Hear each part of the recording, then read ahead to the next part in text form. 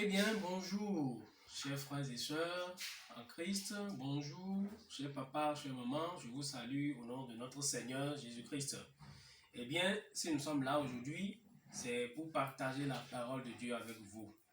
Et nous allons parcourir quelques versets bibliques qui vont nous confirmer la vérité. Eh bien, sans plus tarder, moi, c'est le frère Évariste. Et juste à côté de moi, c'est le frère Jules. Donc, ensemble, nous allons partager cette parole avec vous.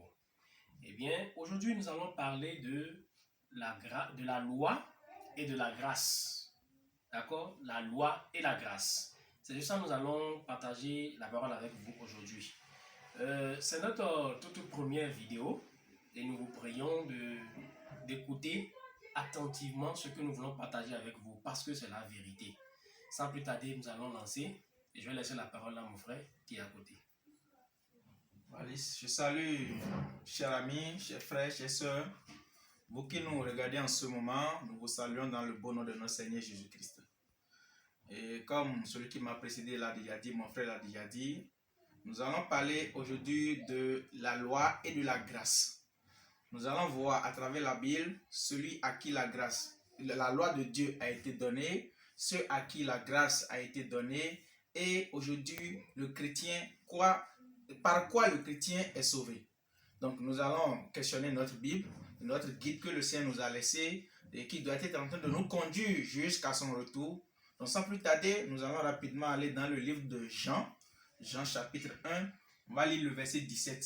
Nous allons écouter ce que le Seigneur Jésus va nous dire. Jean chapitre 1, le verset 17. Écoutez. Car la loi a été donnée par Moïse, la grâce et la vérité sont venues par Jésus-Christ. Voilà. Donc la parole de Dieu nous dit que la loi a été donnée par Moïse. Cette loi a été donnée à qui? Point d'interrogation. On dit la grâce et la vérité sont venues par le Seigneur Jésus. Cette loi et cette grâce et cette vérité-là ont été remises à qui? Ont été données à qui? Nous allons toujours continuer, nous allons questionner la Bible et enfin nous allons tirer la conclusion pour voir le chrétien que nous sommes, le chrétien que nous réclamons être, par quoi nous sommes sauvés véritablement et à quoi nous devons nous attacher aujourd'hui pour avoir le salut. Donc nous allons rapidement encore aller dans le livre de Psaume, on va lire dans le livre de Psaume chapitre 147, Psaume 147, le verset 19 à 20. Et nous allons écouter ce que le Seigneur va nous dire encore là. Nous allons voir à qui la loi a été remise réellement. La loi que Moïse a amenée, à qui cette loi a été remise réellement. Et après, nous allons voir aussi, et aujourd'hui, l'enfant, celui qui se dit chrétien, qu'est-ce que le Seigneur lui a remis aussi réellement. Et comme ça, nous allons ensemble, enfin, tirer une conclusion pour savoir ce qui, Psaume 147, pour savoir ce qui, le verset 19 à 20. Il révèle sa parole à Jacob, ses lois et ses ordonnances à Israël. Il n'a pas agi de même pour toutes les nations. Voilà. Allez-y. Et elles ne connaissent point ses ordonnances. Que le Seigneur soit loué. Amen. La parole de Dieu nous dit clairement que Dieu révèle sa parole à Jacob, ses lois et ses ordonnances à Israël. Ce n'est pas fini. La parole de Dieu a été claire. On dit quoi? Dieu n'a pas agi de même pour quoi? Toutes les nations. Dieu n'a pas remis sa loi à toutes les nations. Cela doit dire quoi? Dieu n'a pas remis sa loi à la nation païenne, c'est-à-dire quoi? Aux Européens, aux Américains, aux Africains que nous sommes, même dans l'Asie, Dieu n'a pas remis sa loi à toute l'Asie. Mais Dieu a remis sa loi à la nation Israël, la nation de Jacob. Mais à nous, aujourd'hui, le frère sera en train de nous chercher rapidement le livre de Psaume chant. Et je dis Psaume Actes chapitre 14, le verset 16. Donc, et là, nous allons voir qu'est-ce que le Seigneur Dieu a fait pour les autres nations. Au moment où il a laissé sa loi pour la maison d'Israël, qu'est-ce qu'il a fait pour les autres nations? Actes chapitre 14, le verset 16. Verset 16. Ce Dieu, dans les âges passés, a laissé toutes les nations suivre leur propre voie. Voilà. Donc Dieu dit, la parole de Dieu nous dit, notre Seigneur, a dit Dieu qui a créé toutes choses, le créateur du ciel et de la terre, dans les âges passés, dans les temps passés, dans les années passées, au moment où il a remis sa loi au peuple d'Israël, au moment où il a donné ses ordonnances à la maison de Jacob, Dieu a laissé les autres nations sur leur propre voie. Dieu a laissé les autres nations à eux-mêmes. Chacun suivait sa propre voie. Chacun adorait son Dieu comme il voulait. Chacun cherchait Dieu par sa manière. Mais il ne pouvait pas trouver Dieu parce que quoi? L'homme ne trouve pas Dieu. Mais c'est Dieu qui trouve. C'est Dieu qui va nous trouver. Et comme il s'était révélé à la maison de Jacob, à Israël, voilà, le moment est venu parce que dans le plan de Dieu, c'est que Dieu doit réconcilier le monde avec tous, avec lui-même. Dieu doit réconcilier et le juif et le païen que nous étions, et le grec, et l'esclave et le libre. Donc Dieu doit nous réconcilier tous, et c'est ça notre Seigneur Jésus est venu nous faire sur la croix. Et en faisant cela, qu'est-ce que Dieu a fait pour les lois qu'il avait remises auparavant à la maison d'Israël? Nous allons poursuivre la Bible et nous allons continuer dans le livre de... D'abord, nous allons lire Actes chapitre 3. Romains chapitre 3, excusez-moi, Romains chapitre 3. Lisons dans le livre de Romains chapitre 3, le verset 19 à 20. Romains chapitre 3, verset 19 à 20. On va écouter ce que la parole de Dieu va nous dire encore. Toi, qui te flattes d'être le conducteur des aveugles, la lumière de ceux qui sont dans les ténèbres. Le verset 18. Le verset 18. Qui connaît sa volonté, qui apprécie la différence des choses, étant instruit par la loi. Toi qui te flattes d'être le conducteur des aveugles, la lumière de ceux qui sont dans les ténèbres, le docteur des insensés, le maître des ignorants, parce que tu as dans la loi la règle de la science et de la vérité. Voilà, nous allons continuer le chapitre 6, Romains chapitre 6. On va continuer avec le verset 18 à 19. Ayant été affranchis du péché, vous êtes devenus esclaves de la justice. Je parle à la manière des hommes, à cause de la faiblesse de votre chair. De même, donc, que vous avez livré vos membres comme esclaves à l'impureté et à l'iniquité, pour arriver à l'iniquité, ainsi maintenant, livrez vos membres comme esclaves à la justice. Que le Seigneur soit loué. Amen. Donc la parole de Dieu nous dit, nous qui étions esclaves du péché, nous qui avions été vendus au péché parce qu'on ne connaissait pas Dieu, la parole de Dieu nous dit, maintenant nous sommes venus à la justice. Nous avons été vendus à la justice. Nous avons été rachetés par la justice, par notre Seigneur Jésus, par son sacrifice sur la croix. Donc nous sommes devenus maintenant des gens de la justice. Et nous devons nous conformer à cette justice. Nous devons rester dans cette justice parce que la loi et la justice de Dieu ne font pas de paix. Là, nous ne pouvons pas trouver de la justice dans la loi. Mais la justice se trouve dans le Seigneur Jésus. Voilà pourquoi le Seigneur Jésus est venu. Il est allé sur la croix. Et il a fait quoi par rapport à la loi? Romains chapitre 10, le verset 4. Nous allons voir ce que Jésus a fait vis-à-vis de la loi lorsqu'il a été sur la croix. Car Christ est la fin de la loi, pour la justification de tous ceux qui y croient. Amen. Amen. Le Seigneur Jésus-Christ est la fin de la loi, pour la justification de tous ceux qui croient. Ceux qui croient en Jésus, Jésus est la fin de la loi pour ceux-là. Donc toi qui te dis aujourd'hui enfant de Dieu, toi qui te dis aujourd'hui chrétien, toi qui te réclames chrétien, tu dois savoir que le Seigneur Jésus est la fin de la loi pour toi. Mais dès que tu t'accroches encore à la loi, tu dois savoir que Jésus n'a jamais été à la fin de la loi pour toi. Parce que la loi, la Bible dit clairement, la loi a été donnée par Moïse, mais elle a été donnée à qui? Aux enfants d'Israël. Jésus étant venu, Jésus a mis fin à cette loi. Pour celui qui veut être juste, pour celui qui doit s'accrocher à la justice. Parce que la Bible nous dit tout à l'heure, ce n'est pas la justice que nous allons rentrer dans le royaume de Dieu. C'est celui qui est juste qui rentrera dans le royaume de Dieu. Aucun péché n'entrera dans le royaume de Dieu. Donc toi qui veux rentrer dans le royaume de Dieu, toi qui te regardes chrétien, tu dois savoir que Jésus-Christ est la fin de la loi pour toi. La loi avait été donnée aux enfants d'Israël pour une raison. Galates chapitre 3.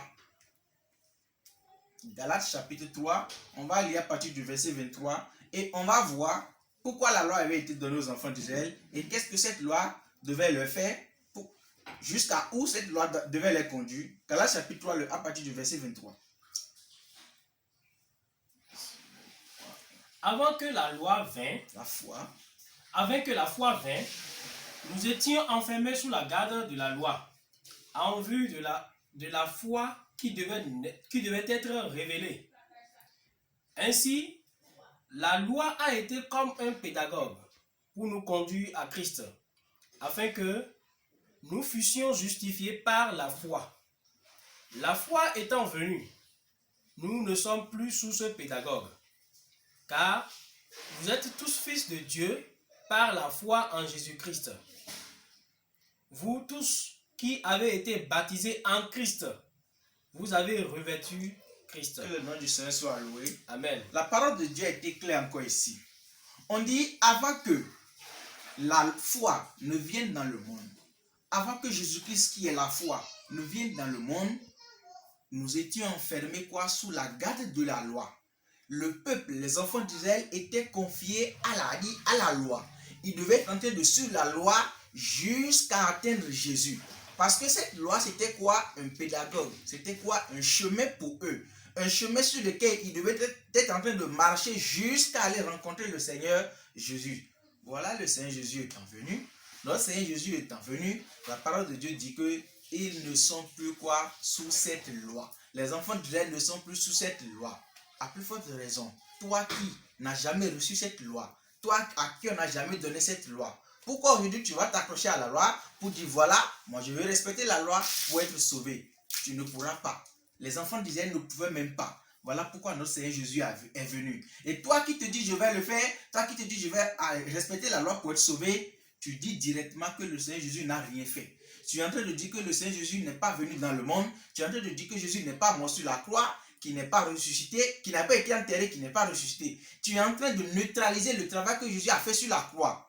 Et toi qui fais cela, tu dois t'attendre à un grand châtiment. Tu dois t'attendre à la malédiction de Dieu. Ce que la Bible va nous dire tout à l'heure. Mais d'abord, nous allons continuer et confirmer ce que nous disons dans le livre de Hébreux. Hébreux chapitre 7. On va lire le verset 18 à 19. Hébreux chapitre 7. Pour écouter encore ce que les apôtres vont nous révéler par rapport à cette loi que Moïse a amenée, par rapport à cette loi que Dieu a donnée à travers Moïse aux enfants d'Israël. Hébreux chapitre 7, le verset 18 à 19. Hébreux chapitre 7, le verset 18 à 19. Donc, suivez. La parole de Dieu va nous dire clairement encore. Il y a ainsi abolition d'une ordonnance antérieure à cause de son impuissance et de son inutilité. Car la loi n'a rien amené à la perfection et introduction d'une meilleure espérance, par laquelle nous nous approchons de Dieu. Voilà.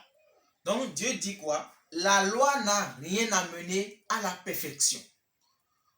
En suivant la loi, l'homme ne pouvait pas être parfait devant Dieu. L'homme ne pouvait pas être juste devant Dieu. L'homme ne pouvait pas être bon devant Dieu. C'est pourquoi la parole de Dieu nous dit, la loi a été donnée afin que tout le monde soit reconnu coupable devant Dieu. Que tout le monde soit reconnu pécheur devant Dieu.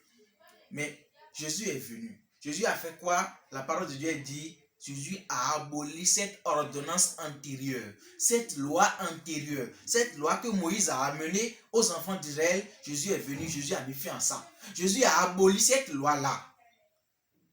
Et Jésus nous a donné quoi? La foi.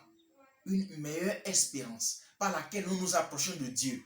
Ce n'est pas la foi que nous nous approchons de Dieu. Ce n'est pas la foi que nous sommes sauvés. Hébreux chapitre 8, le verset 7.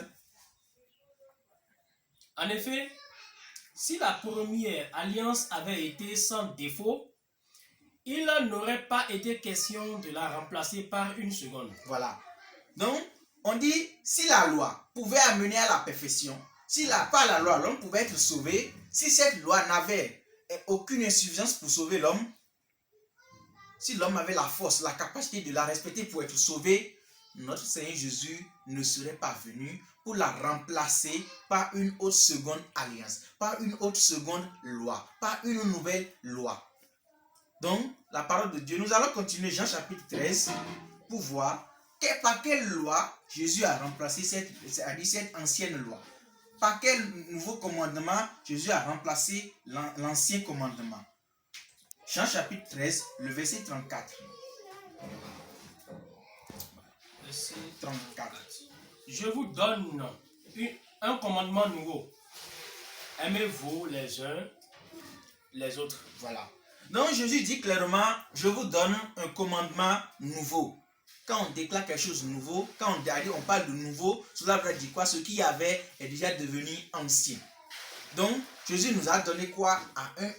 Nous a donné un nouveau commandement. Et c'est pourquoi lorsque vous lisez le livre de Romains chapitre 8, le verset 1er à 2, on nous dit d'abord quoi? Il n'y a plus de condamnation pour ceux qui croient au Seigneur Jésus-Christ. Parce que quoi? La loi de l'esprit de vie en Jésus nous a affranchis de la loi du péché et de la mort. La loi du péché et de la mort, c'est la loi que Moïse a amenée aux enfants d'Israël. Parce qu'ils ne pouvaient pas respecter pour être sauvés. Et on dit le salaire du péché, c'est la mort. Donc Dieu déclare cette loi-là comme la loi du péché et de la mort.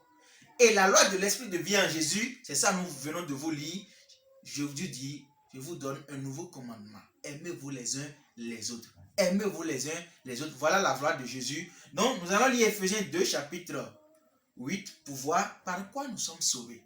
Est-ce par la loi ou par la grâce que Jésus nous a amenés? Donc si nous savons par quoi nous sommes sauvés, nous devons savoir à quoi nous devons nous accrocher. Verset 8. Oui. Car c'est par la grâce que vous êtes sauvés, par le moyen de la foi. Et cela ne vient pas de vous, c'est le don de Dieu. Voilà. Donc on dit que c'est par la grâce que nous sommes sauvés, par le moyen de la foi. La grâce que Jésus nous a amenée lorsque nous avions foi. Nous croyons en son sacrifice, c'est pas cela que nous sommes sauvés. Le salut, c'est un don gratuit. Ce n'est pas par mérite, ce n'est pas par les œuvres, afin que quelqu'un se glorifie, afin que quelqu'un se dise, bon, moi j'ai fait ci, j'ai fait ça, voilà pourquoi je suis sauvé. Non, Dieu nous a fait un cadeau, un don gratuit. Et c'est par la grâce que nous sommes sauvés. Nous ne sommes pas sauvés par la loi. Donc, chers amis, chers frères, chers sœurs, vous qui nous regardez en ce moment, vous devez savoir que vous êtes maintenant sous la grâce, sous la loi de Dieu, et non sous la loi que Moïse a amenée. Nous sommes sauvés par la grâce et non par la loi. Et tous ceux qui vont s'accrocher aux œuvres de la loi, Galates chapitre 3, le verset 10 va nous dire rapidement, Galates 3, le verset 10, tous ceux qui s'attachent encore à la loi aujourd'hui, pour dire voilà, nous devons respecter la loi. Galates chapitre 3, nous allons respecter la loi, nous voulons être, parce que Dieu a donné la loi, alors qu'on ne vous a jamais donné la loi. Écoutez ce que la parole de Dieu va vous dire, le verset 10. Car tous ceux qui s'attachent aux œuvres de la loi sont sous la malédiction. Car il est écrit, maudit est quiconque n'observe pas tout ce qui est écrit dans le livre de la loi et ne le met pas en pratique. Voilà, tous ceux qui s'attachent aux œuvres de la loi sont sous la malédiction. Toi qui t'accroches encore aujourd'hui aux œuvres de la loi, tu es sous la malédiction, la Bible dit. Donc, chers amis, chers frères, chers sœurs, vous qui nous regardez, vous ne devez pas vous tromper. Vous devez revenir aux apôtres, vous devez revenir à la vérité. Je vais m'en arrêter là pour laisser la parole à mon frère. Il va vous laisser encore quelques mots. Eh bien, nous vous remercions d'abord de nous avoir suivis. Et pour les prochaines fois, nous allons vous demander de prendre votre Bible à côté et de lire ces passages avec nous. Cela vous donnera plus de confirmation. Eh bien, nous vous prions de faire très attention parce qu'aujourd'hui, il y a des faux prophètes, il y a des faux pasteurs, il y a beaucoup de faux qui sont un peu partout et qui sont en train d'embrouiller les enfants de Dieu. Et je vous en prie, soyez vigilants et écoutez la vérité. Écoutez la vérité parce que c'est ça qui libère. Merci bien de nous avoir suivis. Prochainement, nous allons partager encore la parole de Dieu avec vous, avec autre thème et ainsi de suite. Merci de nous avoir suivis et à bientôt.